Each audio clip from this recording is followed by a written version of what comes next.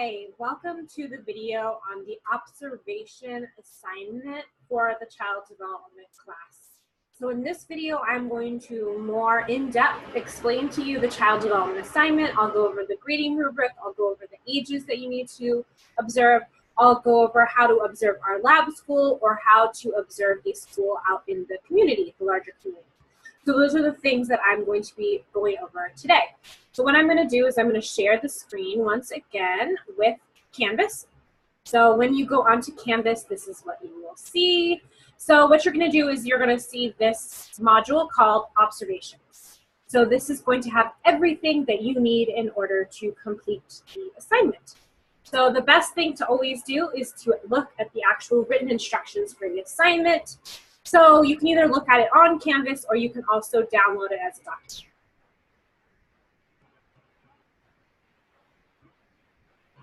So I'm going to open it.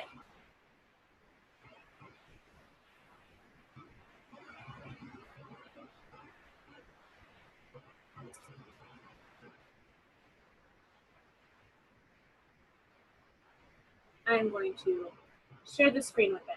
So you guys should be seeing the child observation or interview assignment for child growth and development. So in this class, everything is super theoretical. I'm going to be posting online lectures, I'll be watching videos, so hopefully you'll come away from this class with a really great sense of how children grow and develop in the first kind of 20 years of life. It's very theoretical, like I said, though. So we're actually going to make you go out and observe a real-life child in this assignment, and you're actually going to have to do it twice. So what I have is a bunch of observation instructions and rubrics for you guys. So you need to choose two. So there's 4 age groups, and you only need to choose 2. So you only need to observe or interview 2 children. So for our age groups, we have infant and toddler. We have early childhood, which is like a preschool age child. Then we have middle childhood, a school age child. And then the 4th would be an interview with an adolescent. So depending on what there is at the lab school or the daycare that you work at or the in-home childcare that your aunt runs or your sister has 5 kids, whatever child you can get your hands on and that you get approval from the parent or the school to observe, then you can do an observation on that child. So if you know an infant and a toddler and you know an adolescent, then those will be the 2 observations that you do. You'll observe an infant and then you'll interview an adolescent. Vice versa, if you know a preschooler and a school ager or a school age and an infant, it's any combination of the 4. You just need to do it 2 times. So what you're going to do is you are going to look at the different observations. So the first one would be, like I said, an infant who's 6 to 14 months old or a toddler who's 18 to 30 months old. So this is an infant and toddler. Then the second observation could be a preschool child, ages 3 to 5. So somebody who's entering into school, a preschool, or daycare for the first time. Observation would be a school-age child, so they're about 6 to 12 years old, or you can interview an adolescent. So these are the 4 categories. How many do you choose? 2. So there's 4 categories, you only choose 2. You're only going to interview or observe 2 children. Depends on you, the age group that you want to observe. At our lab school, we have an infant classroom, about 18 months old to about 30 months old, and then we have a preschool classroom. So if you only use our lab school, those would be the 2 ages that you do. But let's say your sister has an adolescent and your sister has a school-age child. If you get approval from your sister to interview her child and to observe her child, then you could do an observation with the school-age child, and then you could do an interview with an adolescent. So once again, there's 4 categories or 4 age groups of children. You're only going to choose 2 of them. The most important thing is that you choose, if it's a child care center, that it is being licensed. And, you know, so it's not just like some random place that children go. It needs to be, or it needs to be a licensed child care facility. And then you need to get approval from that daycare or that school in order to go observe the children there. You can use our Child Development Center, our lab school on campus, but you have to have an orange dot on your student ID. This indicates that you have signed the confidentiality form from the Child Development Center. In addition to that, you're also not going to use the real names of the children. Even if it's your sister's kid, you can call her John Doe, Janie, you know, whatever it is, don't use any real names to the children. I don't need that in order to grade your observation. And then you need to observe and record the child's physical or motor development, their cognitive language development, so how they think, and then their social emotional development as well. So the best thing to do is when you have your observation, print out this or bring this with you so that you know what you're looking for in the particular age group. So if you were choosing an infant or a toddler, you're going to look at their physical appearance. You're going to observe them in 2 separate time blocks, about 10 minutes each. So if you're going to the lab school, plan on spending about an hour there. You'll probably do an observation you know, maybe on the playground and then perhaps inside as well. So we want to see them in kind of 2 different locations doing 2 different things. You're going to record the child's behavior as it's occurring. What are they doing? Speech sounds that they have. How do they interact with toys or parents? What do they say to them? How do they move their body? Can they run? Can they walk? How do they play with toys? So you're really describing, it's like a newscaster. So whichever age group you have, you're just giving me the greatest hits of the child. You're talking in as much detail and as objectively as possible, just like the news does. So you're just reporting the facts. That's all I want in the observation is a very detailed kind of running record or written out assessment of how the child moves, thinks, talks, plays with toys, plays with others. So then also in your paper that you're going to write, you're going to analyze. So in this, it's the newscast, exactly what happened to the child. Then you're going to look at what the child did and you're going to try to analyze it from a child development perspective. This might seem a little bit unusual right now on the first day of class. I don't understand what that means. That's why my observation is a little bit later in the class, so that you've gone through some of our theories about how children grow, some of the concepts or the terminology like gross motor development, fine motor development, social and emotional development. Our stage theorists like Jean Piaget or Erik Erikson, those are the types of things that you're going to want to focus on when you analyze this paper. So you're going to need to be paying attention as I lecture, read some of the readings, do the video quizzes and discussions in order to have an understanding of our stage theorists like Erikson or Piaget. In a couple of weeks, those names will be totally commonplace to you. The first day of class, it's going to seem a little bit unusual. So as you're learning about the class, you are then taking these concepts, these terminologies, and these theories, and you're applying it to an actual child that you've seen play, move, talk, and interact with other people. So you're looking at how the child develops, and then you're taking that behavior that you saw, and you're applying something that you've learned in the class to it.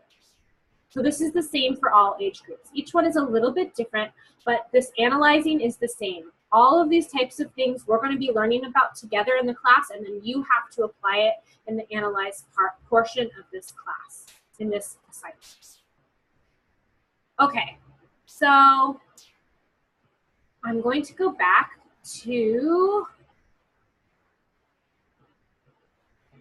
Canvas. And I'm going to go back to that section. So what I just explained to you are the child observation written instructions. There's also a rubric in there. So how much the analyze portion is, how much the observation portion is, and exactly what we want to see in that. Next, I'm going to show you some of the guidelines when it comes to looking at our lab school or visiting a child development center. So, like I said before, our lab school is fantastic, and I urge you to go over and use it as a resource for you.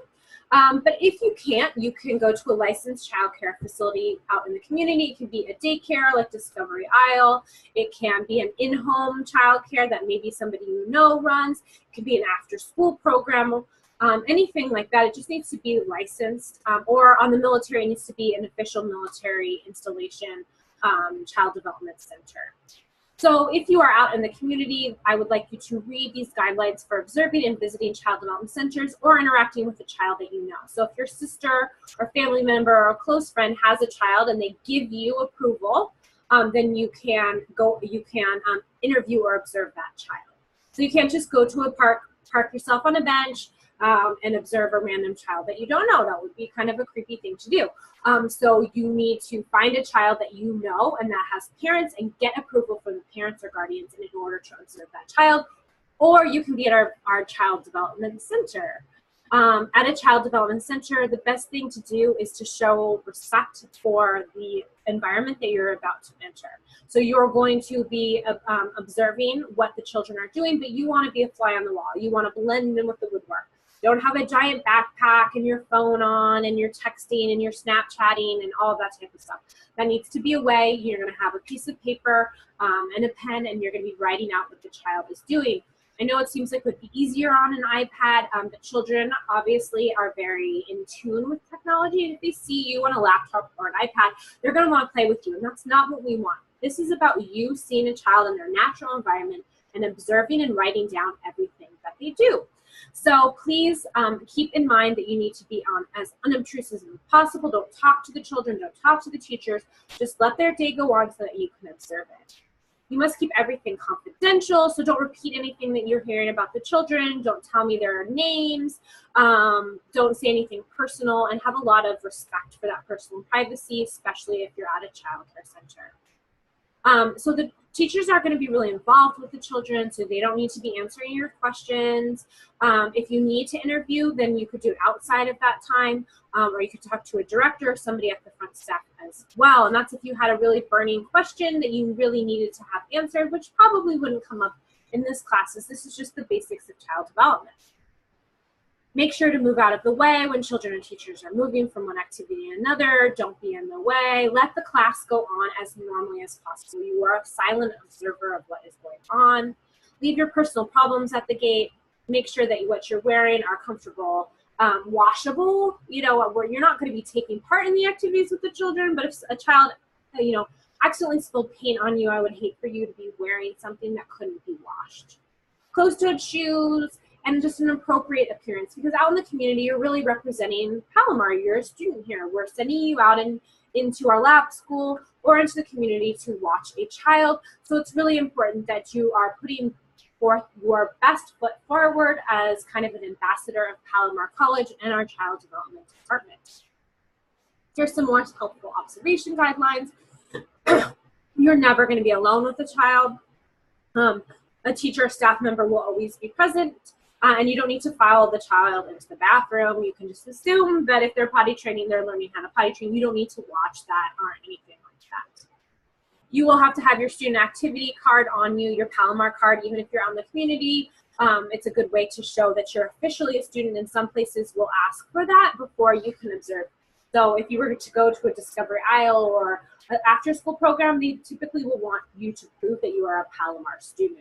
You do go to our lab school, you absolutely have to have your student activity card, and there's a little pink dot that we give you when you sign a statement of confidentiality, and that means that you have signed it and you are allowed to go be at our lab school. In the classroom, find an unobtrusive place to sit. Sit on a child-sized chair if you're able to do that. You can always also sit on the floor. Don't sit on like a, just try to be kind of aware of who you are and blend into the background. And then this is more information, but really do not use a cell phone inside the classroom. Obviously do not Snapchat or use any kind of social media as well. We're keeping this confidential, and we're respecting the privacy of the family. It's not appropriate for you either to be taking a phone call. This is a work assignment that you are completing. So please turn it off, leave it in your bag up at the front, or have it on your back as well. So if you are going to be observing at our lab school, or you're going to be observing at a child development center out in the community, once again, please download these guidelines so that you know that you are being appropriate and professional when you are completing this assignment.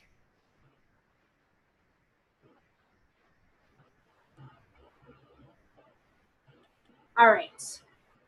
So we've gone over the child observation assignment. So that has the rubrics, and that has the 4 categories, of which you're going to pick 2 of them depending on the children that are available to you. So you're observing 2 children out of 4 categories. We also went over the guidelines for observing or visiting child development centers. So if you're going to be at a licensed child development center or after school program or daycare out in the community, you need to download this or read this and make sure that you are being appropriate and you are being a good ambassador of Palomar College. In addition to that, I've been talking about our lab school. So here is our lab school observation guidelines as well. So this is general information about our lab school. So for this, if you're going to be at our lab school, you need to download this. This has our hours of operation, either in Escondido or at the San Marcos campus as well. Those are the only two campuses right now that have child enrollment centers, is Escondido or San Marcos. We also have information about cell phones, once again, not interrupting the children, not needing to have conversations with the children. Once again, the philosophy of the observation is blend in with the woodwork. You don't need to make it about you. It's about your observation of the child. So being loud or talking a lot is not going to be appropriate in this assignment. We literally just want you to sit down and observe in as much detail as possible exactly what the children are doing. Once you get home, then you can type it up. And having all of that detail, like miles and miles and pages of detail, will help you, I assure you, when you are writing your observation. Then you can think back, that toddler said something, but I don't remember what it was. Well, if you had written down, I want that, then you can write that down and I'll say, oh, okay, so the child's just learning how to speak. They don't have all of their sounds yet, and they say things like, I want that. So that's going to help with your observation. So please make sure that you are being as appropriate as possible. So if you're going to visit it to our lab school, you're going to need to read and abide by these general observation guidelines. And this also has our hours as well. And the interesting thing is that you do not need to call the lab school. So if you go when the children are awake, you do not need to call the lab school. You can just show up and observe. But before you just show up and observe, you need to do one important thing. If you are at the in-person orientation for this class, then you would have seen the statement of commitment and confidentiality and signed it, and I would have given you a dot for the student card that you have. If you haven't though, then you're going to need to do this on your own. So what you're going to do if you want to go to our lab school is you need to print this out and you need to sign it. In addition to signing it, a staff member will need to sign it. Typically, it's me as your instructor, so you'll have to arrange with me or possibly a full-time person at the department to sign it as well. So once you've signed it, then that lets us know that you have read this and you are going to abide by our statement of confidentiality, which goes over respecting and being responsible while you're in the classroom, blending in with the woodwork, and then also making sure that you're discussing children in a professional way, and you're respecting the confidentiality of the students and families who use our lab school. So once you sign this and you print this out, then you also need to have the $12 Palomar student ID. It's $12, but you get movie tickets, free prints at the library, discounts on food and drinks. So you will typically, if you go to the movies or buy any food or print anything at the library, have made that $12 back by the end of the semester. But you do have to have your Palomar student activity or student card. So it's a laminated card that you can get, I believe, at the cashier's office, and then we will take a little orange dot and we will put that on the back of your ID card, and that means that you have actually signed this. So when you go to our lab school, they want to see your student ID card and they want to see that little dot, which means that you have signed and read and will abide by the procedures in this commitment of confidentiality sheet. So if you want to go to our lab school, this only applies to our lab school, you have to print this, sign this, have somebody else sign it or initial it as well, and then have that dot on your student activity card. So that's really important. You can't go to our lab school unless you have the card and you have signed this as well. I'm just going to reiterate again, you don't have to go to our lab school. If you want to, you can go to a licensed daycare, a licensed preschool, a licensed infant toddler school, or an after-school program in order to observe a child. Also, if you have a friend or family member who gives you approval and permission to observe your child, then you can. On top of that, I'm going to reiterate again, there are 4 age categories that I have put out for you. You only need to pick 2 depending on the children that you know or that you can observe. So there's 4 age categories. You only need to pick 2 of them. Then you observe the child, lots of detail, lots of objective newscasting. The child did this, then the child did that, then the child said this, then the child picked up the toy this way, then the child hit their friend on the head, then their child gave their friend a hug. You know, just exactly reporting the facts of what the child is doing. Then you're going to take that observation and you're going to link it to something that you've learned in the class. Typically a concept, a theory, a domain, or a theorist that we will be learning about in the lectures for this class. So when it comes time for you to be writing your observations, the best thing that you can do is to click on this observation, watch the video, and then look through all of these pieces of paper to make sure that you're being appropriate and you're on the right track when it's coming to doing this assignment. If you have any questions, please reach out to me by email and I will be more than happy to help you.